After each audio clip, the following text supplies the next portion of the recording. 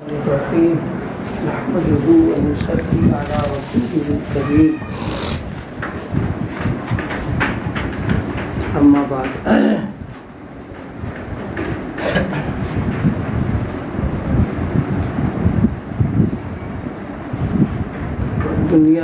دنیا کو اللہ تعالیٰ نے دارالعمل بنایا ہے. نری تمنا کرنا اور خواہش کرنا اس سے کوئی نتیجہ نہیں نکلتا. کوئی آدمی تمنا کرتا رہے کہ دکان ہو جائے، کاروبار ہو جائے، ملازمت مل جائے، یہ ہو جائے، وہ ہو جائے. تمنا کرنے سے کیا؟ اگر نری تمنا کرنے سے کام بن جاتا تو بہت آسان تھا. بیٹھ کے تمنا ایک ساتھ کر لیتے، بس ہو جاتا. قرآن پاک میں بھی اللہ تعالیٰ نے ایک موقع پر فرمایا ہے لیس بِأَمَانِيِّكُمْ وَلَا بِأَمَانِيِّ أَهْلِ الْكِتَابِ. فرمایا مسلمانوں کو مخاطب کر کے محض تمنا کرتے رہو یا اہل کتاب یہ تمنا کرتے رہیں کہ ہم نبیوں کی اولاد ہیں. فرمایا اس سے کام نہیں چلے گا. اصل معاملہ کیا ہے؟ عمل کا ہے. کاشتکار اگر چاہتا ہے کہ غلہ اچھا پیدا ہو تو اس کو محنت کرنا پڑے گی. ایک تو یہ کہ زمین کو زرخیز بنا لے، کھاد واد جو کچھ ڈالتا ہو ڈال کر کے، اور دوسرے یہ کہ بیج اعلیٰ قسم کا ہو. تو اب زمین زرخیز ہو، بیج اعلیٰ قسم کا ہے، محنت کی ہے تو کاٹے گا فصل ہو. لیکن اگر وہ خالی کھیت دیکھتا رہے، نہ اس میں کھاد ڈال رہا، نہ جتائی کر رہا، نہ بیج ڈال رہا، ظاہر سی بات ہے خالی تمنا سے کیا ہو جائے گا اس کا. اسی طریقے سے ہم لوگ جتنے بھی ہیں حالات کا شکوہ شکایت صرف کرتے رہیں کہ ہمارے ساتھ یہ ہو رہا وہ ہو رہا ہے، اس سے نہیں کچھ ہوتا ہے. اللہ پاک نے اس کی کنجی خود ہمارے ہاتھ میں دے رکھی. جیسے کاشتکار کے لیے حکم ہے کہ تم جوتو وہ ہم دیں گے تم کو، اسی طریقے سے ہمارے لیے حکم ہے کہ حالات کی تبدیلی تم خود تمہارے ہاتھ میں اس کی کنجی دے دی ہے کہ تم اپنے آپ کو تبدیل کر دو. اور اعمال کا اہتمام، نیکیوں کی کوشش اور گناہوں سے بچنا، یہ اہتمام شروع کر دو، حالات بدلیں گے. کیونکہ حالات جو ہے کوئی باہر سے تھوڑے نہ آتے ہیں. حالات جو کچھ بھی ہوں، چاہے وہ موافق ہوں چاہے مخالف ہوں، وہ ہمارے اعمال کا نتیجہ ہے، ہمارے کرتوت کا. تو جیسا عمل ویسے ہی اس کا پھل ملتا ہے. اگر اعمال ہمارے اچھے ہیں اور نیکیوں کا مزاج بنا رکھا ہے، طاعت کا اہتمام ہم کر رہے ہیں، گناہوں سے ہم بچ رہے ہیں، تو حالات کے مخالف ہونے کا پھر تو کوئی سوال ہی نہیں ہو رہا ہے. پھر تو سارا معاملہ ہی بن جائے گا اپنے آپ کو. لیکن یہ کہ ہم نہ نیکیوں کا اہتمام کر رہے ہیں، نہ عبادت کی ہم فکریں کر رہے ہیں، نہ گناہوں سے اپنے آپ کو بچا رہے ہیں، تو ظاہر ہے کہ اب ایسے وقت میں حالات کی تبدیلی تو کوئی مسئلہ نہیں ہے. پھر تو یہ ہوا کہ خالی تمنا ہم کر رہے ہیں یہ ہو جائے. ایسا اللہ تعالیٰ کا قانون ہے ہی نہیں.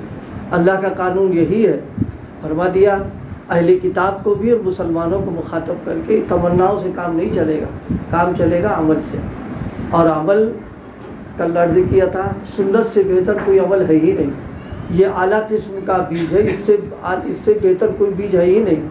اور یہ وہ گویا بیج ہے کہ جب بھی اس کو بویا جائے گا تو وہ کاشت ہوگی، بیکار نہیں جائے گا. یعنی سنتوں پر عمل کرنے والا کبھی پریشان نہیں ہو پائے گا. واقعات ہیں، ذرا سی ایک معمولی چیز ہماری نظروں میں تھی، اس کی طرف توجہ نہیں ہوئی تو حالات ایک دم مخالف ہوتے چلے جا رہے تھے. اور جب احساس ہو گیا اور توجہ ہو گئی، اس کا اہتمام شروع کر دیا، تو اللہ پاک نے ایک دم تبدیلی پیدا کر دی اس کے اندر. حالات کا بدلنا تو ان کے قبضے میں ہے، لیکن اس کی جو کنجی ہے اس کو ہم کو دے رکھی ہے کہ تم اپنے آپ کو بدلو، ہم حالات کو بدلیں گے. بس یہ ہے مسئلہ. حضرت عبداللہ ابن مبارک رحمۃ اللہ علیہ کے زمانے کا ہے واقعہ وہ کہ مسلمانوں کو فتح میں دیر ہو رہی تھی، میدان نہیں ہاتھ آ رہا تھا، فکر ہو گئی کیا بات ہے، تو خواب میں توجہ دلائی گئی کہ مسواک کی سنت چھوٹ رہی ہے، یعنی اور سنتوں پر عمل ہو رہا، مسواک پر عمل نہیں ہو رہا۔ اب بیدار ہوئے تو اعلان کیا گیا کہ بھائی مسواک کی سنت چھوٹ رہی ہے، عمل کرو۔ سب نے مسواک کرنا شروع کیا۔ اب ادھر مسواک کرنا شروع کیا، ادھر اللہ پاک نے دلوں میں رو پیدا کر دیا کہ اب تو یہ دانت بھی تیز کر رہے ہیں، اب کچا چبائیں گے یہ، تو یہ سنت متروک ہو رہی تھی، اس پر عمل کرنے کی برکت فوراً حالت تبدیل ہو گئی اس کے اندر۔ تو بھائی اسی طرح سے ہم لوگوں کو بجائے شکوہ شکایت تنقید تبصرہ کرنے کے بہتر کیا ہے، ہم جانتے ہیں ہماری اپنی کمزوریاں کیا ہیں، جو چیزیں کرنے کی ہم اور نہیں کر رہے ہیں اس کا اہتمام شروع کر دیں ہم لوگ۔ اور سب سے بنیادی چیز ہے ہمارے لیے سنتوں پر عمل کرنا۔ سنتیں پوری زندگی اس میں داخل ہے، یہ نہیں کہ خالی نماز ہی کی ہے، ساری چیزوں کی سنتیں ہیں، ہم لوگ اس کا اہتمام کریں، ایک تو گناہوں سے بچنے کا اور دوسرے سنتوں کا اہتمام۔ یہ دو چیزیں اگر کریں گے تو انشاءاللہ پھر دیکھیں انفرادی طور پر جو لوگ کر رہے ہیں وہ انفرادی طور پر راحت و آرام کے ساتھ ہیں، اگر اجتماعی طور پر ہو جائے گا شروع تو اجتماعی طور کے اوپر اللہ پاک حالات کو سازگار بنا دے گا۔ امت میں کچھ لوگ تو رہیں گے ہی، ایسا تو ہو ہی نہیں سکتا کہ کوئی ایسا زمانہ آ جائے اور پوری کی پوری امت سنت کی چھوڑنے والی ہو، یہ تو نہیں ہے۔ اللہ کا نظام ہے، ایک جماعت تو رہے گی اس کے اندر عمل کرنے والی، جو عمل کرے گا وہ فائدہ اٹھائے گا۔ اگر ایک شخص کر رہا ہے تو اس کو شخصی طور پر راحت مل رہی ہے، اور اگر پوری قوم اور اجتماعی طور پر سنتوں کو اپنا لیا جائے، عمل کر لیا جائے، تو پھر انشاءاللہ اس کی برکت سے اجتماعی طور پر اللہ پاک حالات کی تبدیلی پیدا کرے گا۔ اللہ کے لیے حالات کے بدلنے میں کوئی نہ کیا کہتے ہیں نہ کوئی دیر ہے اور نہ اس کے لیے یہ کہ بھائی اسباب کا مسئلہ ہے، کچھ نہیں، وہ تو سب ایک لمحے کے اندر سب کر دیتا ہے۔ ایک لمحے میں آباد کر دینا بھی اس کے لیے آسان، اور پل بھر میں برباد کر دینا بھی اس کے لیے آسان ہے، اس کا کوئی مسئلہ نہیں۔ مسئلہ ہمارا ہے کہ ہم اعمال کے اعتبار سے اپنے آپ کو تبدیل کریں، تو اس تبدیلی کی برکت انشاءاللہ یہ ہوگی کہ پھر اللہ پاک حالات کو تبدیل کر دے گا۔ قنوت اس کے قبضے میں ہے۔ ہم اگر اطاعت و فرمانبرداری پر آئیں گے تو حکمرانوں کے دلوں کو اللہ پاک نرم کر دے گا، اور اگر ہم اللہ کی نافرمانی اور بغاوت پر آ جائیں گے تو پھر وہ حکمرانوں کے دلوں کو سخت کر دے گا اور پھر وہ معاملہ کرنے لگیں گے۔ تو یہ سب چیز تو ہمارے سے متعلق ہے، اس لیے فارسی کا ایک مقولہ ہے نا، آنچ برما است الما است، کہ ہمارے ساتھ جو کچھ پیش آ رہا ہے ازما است، یہ سب ہمارا کرتوت ہے، باہر کا کچھ نہیں ہے۔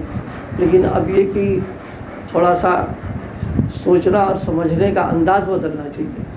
تنقید اور تبصرہ کرنے سے مسئلے کا حل نہیں ہوتا ہے۔ مریض بیٹھ کر کے بیماری پر تبصرہ کرے اور تنقید کرے، اس سے کام تھوڑا چلے گا۔ کام اس سے چلے گا کہ ڈاکٹر نے جو علاج اور جو دوا اور پرہیز بتایا وہ شروع کر دے، کام ہو جائے گا۔ اللہ پاک عمل کی توفیق عطا فرمائے۔ سبحان اللہ۔